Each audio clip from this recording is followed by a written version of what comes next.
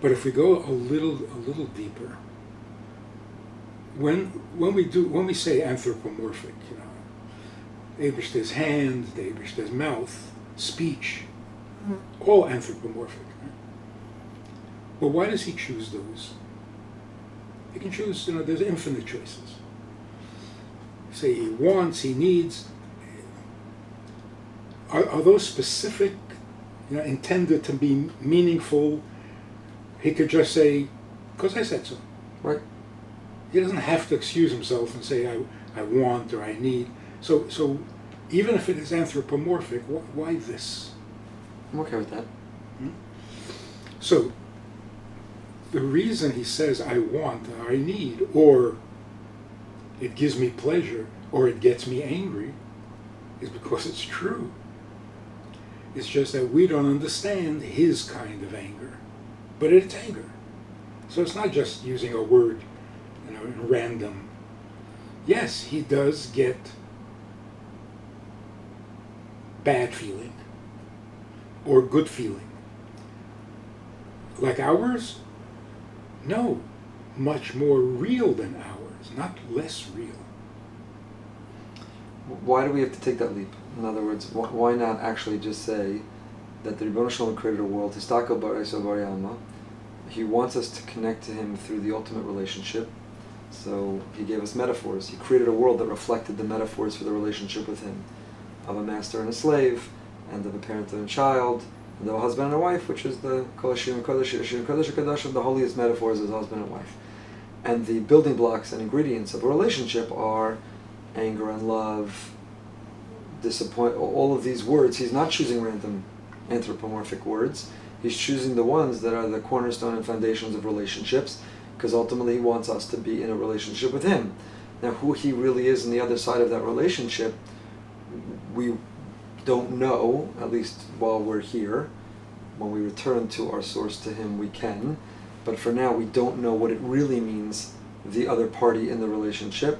But he wants us to utilize the tools, the vocabulary of relationship as we relate to him. So not because he gets angry. To suggest he gets angry, even if it's a different type of angry, is to use a word that's utterly irrelevant to who he is, because we're using a word from our experience. He introduced that word because he knows our experience. But to suggest that he feels it, experiences it, is to suggest that we know him in a way that we can't.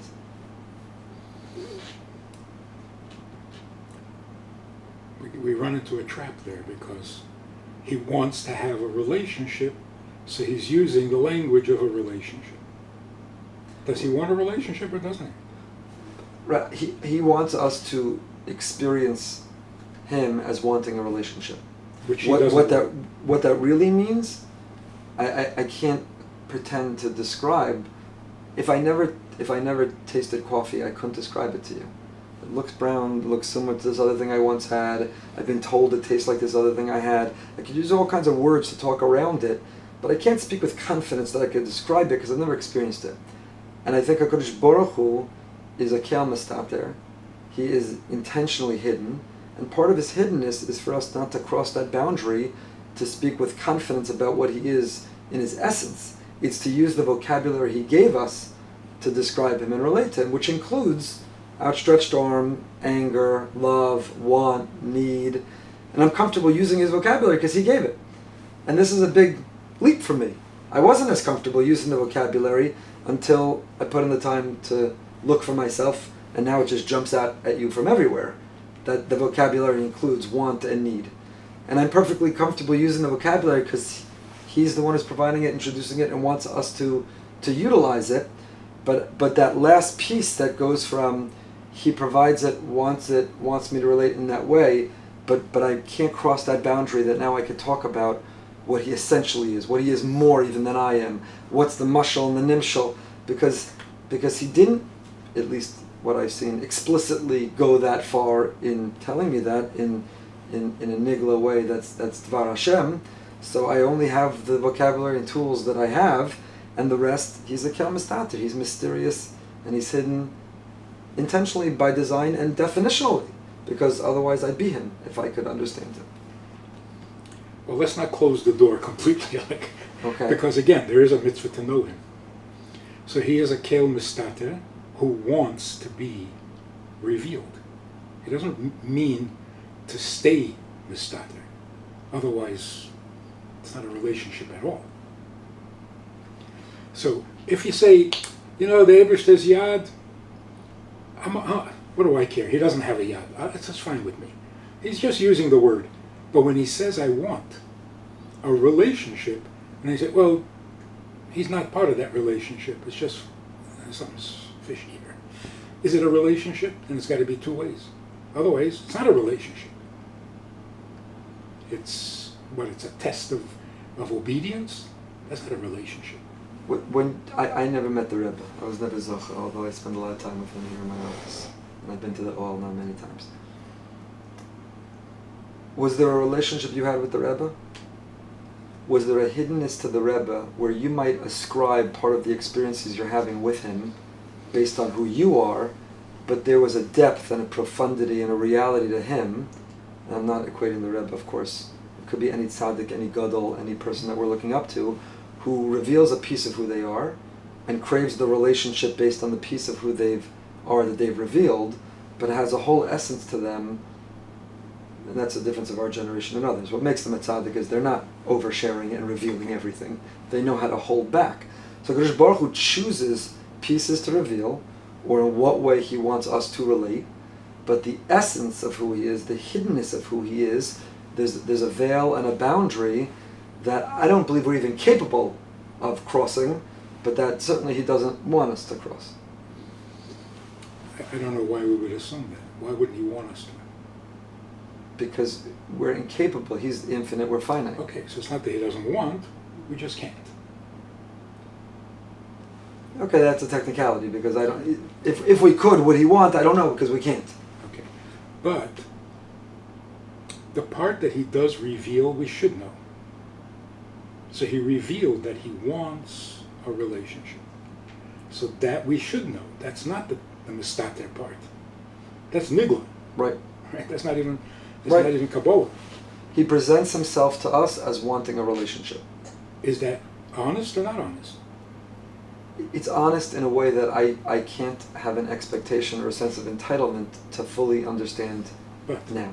But that is nigla, that we should know. All I need to know is that I relate to it as his needing and wanting. Right. Which is honest? Which is honest. Okay. What it means vis-a-vis my experience of need and want, I can't understand, because he's categorically different. Okay, so the fallout of that is that intelligent students are going to ask the ultimate question. I understand the benefit to me, whatever it is. Does it matter to him? We say, well, we don't know. There's no way we can know. So it doesn't matter to him. We are the Am Hanifchar, but we don't necessarily have to be. He could have chosen somebody else. Maybe someday he will. But we don't give that answer all the time in Yiddishkeit, that there's a point at which we have to surrender. Submission, religion at its essence is not just the gishmak to be a Yid. At its essence, religion is that even when we run into that wall and we can't understand, Moshe Rabbeinu had it. He wanted, Harini Haskodecha. Kadosh Baruch Hu said, you can see my back, you can't see my front. Avram Avinu challenged him at stone. You're not going to understand my ways. We have many precedents of people who hit that wall, and Kadosh Baruch Hu said, the relationship with me is going to be like any other, unlike any other you have, which is you're going to run into a wall, at which point part of believing in God is also accepting that you can't and won't understand everything. So where you put the line and vis-a-vis which thing, okay, but in the end of the day, that's the core and the essence of that's religion. And to promise otherwise, that we can understand and we are entitled and we're capable of comprehending, is a promise we can't deliver on. Maybe. So far, right? But again, it's not understanding God's methods, not understanding his judgment, why the righteous suffer and why. Okay. Well, here we're talking about Torah and mitzvahs. Does he need the mitzvah? But why did you so quickly say okay? Meaning for some people that's the essence of their lives. They've suffered terribly, they've endured tragedy, they've lost And we a loved don't one. understand. But why are you comfortable there saying we don't understand? Because we don't. Okay, so whatever gives you the comfort to say that about that, I am comfortable saying it about need and want. We get this far, he presents himself to us as needing and wanting. What that really means, now I'm where you are about Sadik Varala, Okay. which is we can't. So what I'm saying is, if you don't understand his need, you don't understand Torah. And we're supposed to understand Torah. So we can't dismiss it as hidden things. Torah hi v'lumad anitzada. So what is the mitzvah? Is it a one-way relationship, a two-way relationship? So we can't be without, because then we develop an opinion and an attitude. Torah is temporary, he doesn't have to have it, someday it'll become bottle, it'll become useless, it'll become... Is that what Torah is? So you see, we can't claim ignorance when it comes to limud HaTorah. Because that's what we're supposed to be doing. We're supposed to get to know him through Torah. Through Hashgacha Pratis, why God makes things happen. Someday. But you can't say I'm a Talmud Chacham, but I don't know what the Torah is all about. But you're limiting the Torah to that one question of the definition of need. The ultimate, no, what is the ultimate reality of Torah? I don't know. What is it?